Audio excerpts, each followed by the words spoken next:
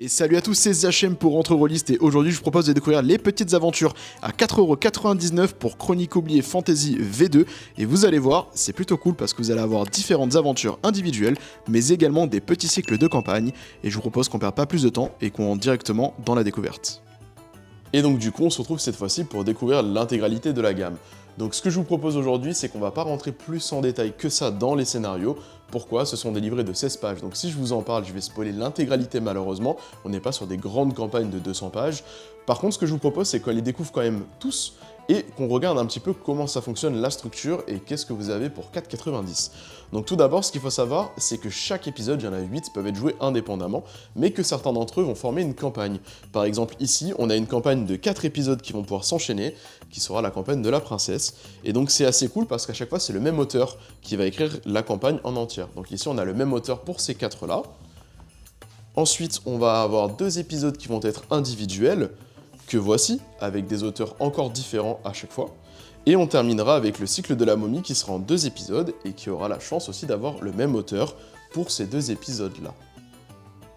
Donc vraiment c'est une gamme qui se veut très facile d'accès, vous allez la chercher, vous la prenez et vous avez votre histoire directement à jouer. Maintenant on va regarder un petit peu plus le contenu et surtout ce que ça vous propose. Du coup si on regarde comment ça se compose, premièrement, on remarque le premier encadré ici qui va vous présenter quel type d'aventure c'est. C'est un point important si vous cherchez quelque chose de spécifique à faire jouer pour vos joueurs dans une session. Donc là, on voit que c'est un type aventure-enquête, que c'est pour des personnages joueurs de niveau 3, donc c'est des informations qui peuvent aussi se retrouver en 4ème de couverture. On a à chaque fois action, ambiance, interaction, investigation. Bon là, il y a un petit raté hein, sur action, c'est censé être des petits, des petits indicateurs, je pense que c'est white. Et ça va vous définir déjà quel type en fait d'aventure ça va être. Ce qu'on remarque, c'est au niveau MJ, celle-ci c'est une expérimentée. Toute la gamme de la princesse c'est expérimenté. En vrai, même toute la gamme va demander des MJ expérimentés. Le seul où il n'y aura pas besoin, c'est pour le premier épisode de la momie, parce qu'il est un peu plus directif. En effet, dans ces livrets-là, on va le voir au fur et à mesure, et c'est quand même assez bac à sable. C'est-à-dire qu'on vous donne des éléments, on vous donne des scènes, on vous donne des enjeux, mais après ce sera aussi à vous d'improviser ou de meubler avec vos joueurs. Mais vous allez avoir aussi tous les aides de jeu qui vont vous être proposés. On va avoir par exemple une carte dès le départ ici, on va avoir le résumé, la temporalité, on va vous inscrire parce qu'à chaque fois, oui, chaque épisode se passe bien dans les terres de Sgild, si je le prononce bien, donc c'est-à-dire dans l'univers de Chronique Oubliée Fantasy V2 qui veulent réellement développer. Et après, on va avoir à chaque fois la partie MJ, on vous introduit l'intégralité de l'histoire et qu'est-ce qui s'est passé pour qu'on en arrive là. On va avoir la partie introduction des PJ pour les faire rentrer dans le scénario. Parfois, il peut y avoir plusieurs possibilités. Et après, c'est parti, c'est l'action avec les personnages, les PNJ d'intérêt, la première scénette, des aides de jeu, parce que dans celui-là, il y a une enquête à mener en fait, hein, c'est vraiment un scénario d'enquête. Donc il va avoir des indices qui vont être révélés à vos joueurs. Et puis on a les différents éléments. Donc ici, on n'est pas dans de la scène. Vous verrez que certains, c'est noté scène 1, 2, 3, 4. Ici, on est plutôt dans des lieux. On va vous donner des lieux et à chaque lieu, il va se passer des choses. Et donc c'est vos joueurs qui vont devoir aller enquêter en allant dans les différents lieux pour arriver jusqu'au dernier manoir. Avec toute l'intrigue, et donc à chaque fois on a les différents plans, comme on a dans toutes les aventures traditionnelles, avec des numéros, et on vous donne à chaque fois, pour le numéro, une petite description. Donc c'est pour ça que c'est plus pour du MJ expérimenté, on vous donne pas des choses directement à lire à vos joueurs, on va vous demander quand même de l'interpréter, d'ajouter votre vision dedans, et surtout, parfois de rajouter, parce que quand on va décrire une pièce en 2 lignes, forcément ça situe moins le contexte, c'est surtout pour vous aider, vous expliquer comment situe le lieu, à vous après d'instaurer une ambiance un peu plus pesante si vous le souhaitez. À chaque fois, à la fin, on retrouve quoi? L'épilogue, donc la fin de l'épisode, avec souvent plusieurs conclusions possibles en fonction de comment vos joueurs auront joué. Et on vous explique également qu'il est possible de continuer pour certains qui sont en campagne, la suite avec l'épisode suivant et comment l'introduire à vos joueurs. Si on regarde d'un point de vue des niveaux des joueurs requis, pour celui de la princesse, on va être du niveau 3 jusqu'au niveau 6. Pour celui de la momie, on va commencer... Normalement, c'est celui-ci par du niveau 5-6 et on va terminer sur du niveau 7. Donc on est vraiment sur du haut niveau hein, pour ces épisodes-là. Tandis que pour les 2 épisodes unitaires, sur le premier, on va être sur des niveaux 1 à 2 et sur le deuxième, normalement, du niveau 4. Donc il faut les voir comme étant des aventures que vous pouvez faire démarrer vos joueurs là-dessus, passer sur une campagne, ajouter un épisode intermédiaire, aller sur la campagne suivante, etc. C'est vraiment même en cours de campagne pour en prendre un et le faire jouer. Cet épisode-là, en fait, je m'attendais à ce qu'il soit plus pour les débutants, pour celui des niveaux 1 à 2, et pas du tout. On est vraiment sur un épisode pour des joueurs expérimentés, c'est précisé noir sur blanc.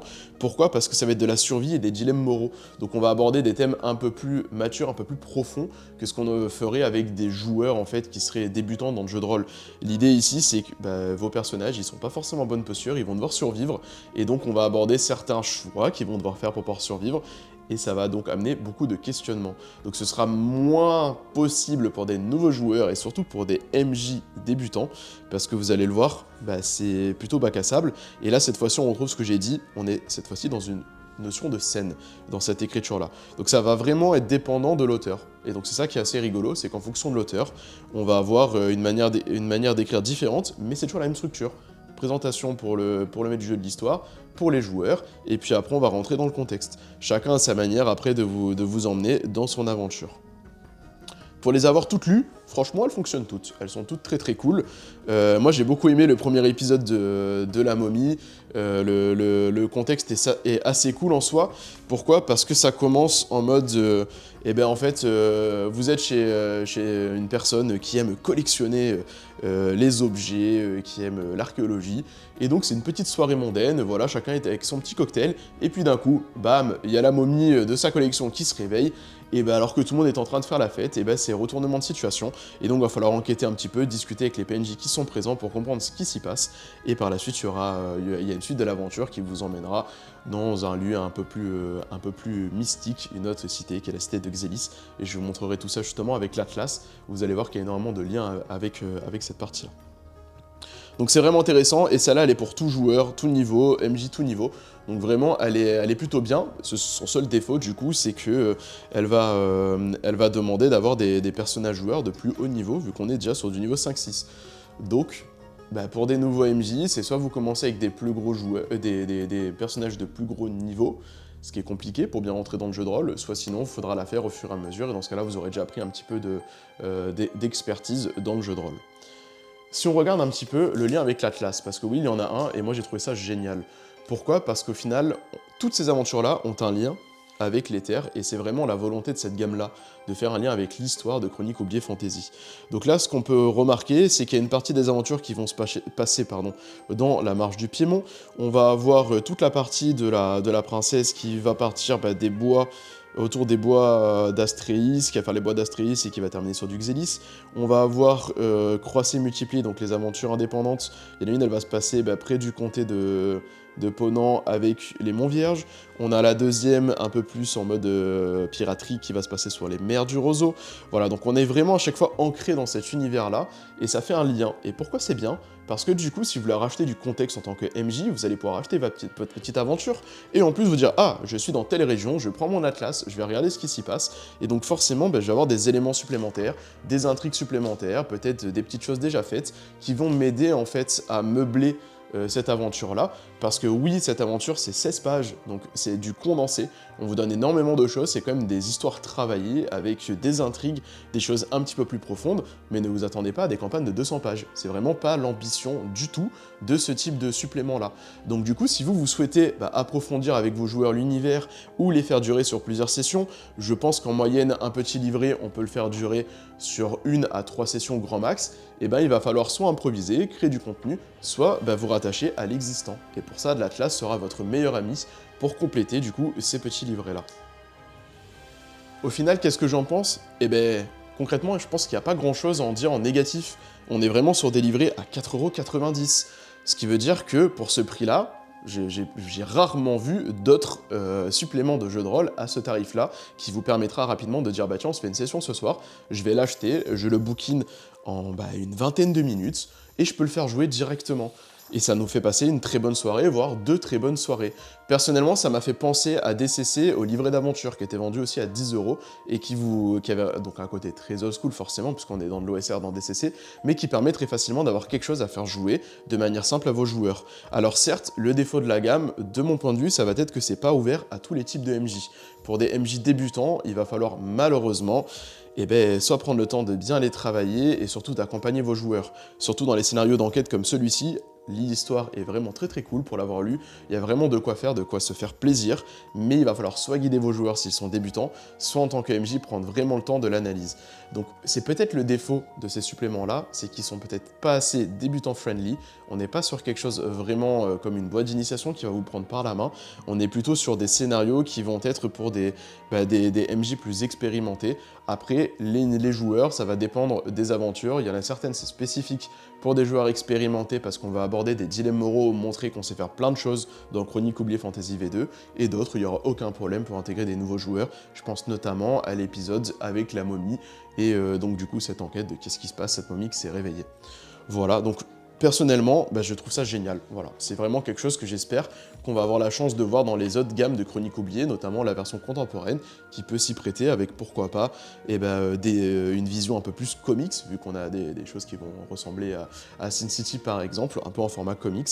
Et moi je trouve ça génial, on a toutes les aides de jeu, on a des portraits, on a les cartes, on a vraiment tout pour passer de très bonnes soirées, surtout pour 4,90 €, enfin, je le répète, mais moi j'ai été réellement, agréablement surpris par ces 4,90 € là, pour ce type de supplément là.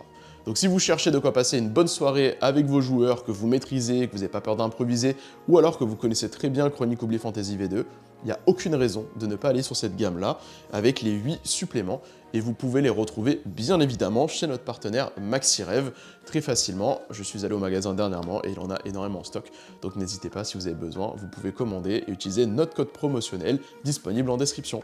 Et voilà, c'était tout pour cette gamme de Chroniques oubliées Fantasy V2 pour ces petites aventures à 4,90 €. Je tenais personnellement à vous remercier parce que vous êtes de plus en plus nombreux à nous suivre sur la chaîne, à vous être abonnés, à venir sur nos lives, à commenter nos vidéos. Donc vraiment un grand merci à vous, ça nous fait extrêmement plaisir. Et si jamais ce n'est pas fait, c'est encore le moment pour cliquer sur la petite cloche pour vous abonner. Et surtout, n'hésitez pas à me dire en commentaire ce que vous pensez de cette gamme-là pour qu'on puisse en discuter. Et voilà, c'était Zachem du coup pour cette présentation de Chroniques oubliées Fantasy V2, les petits livrets. On se retrouve très prochainement. Sur ce, amusez-vous bien et surtout, racontez-vous de belles histoires. Ciao!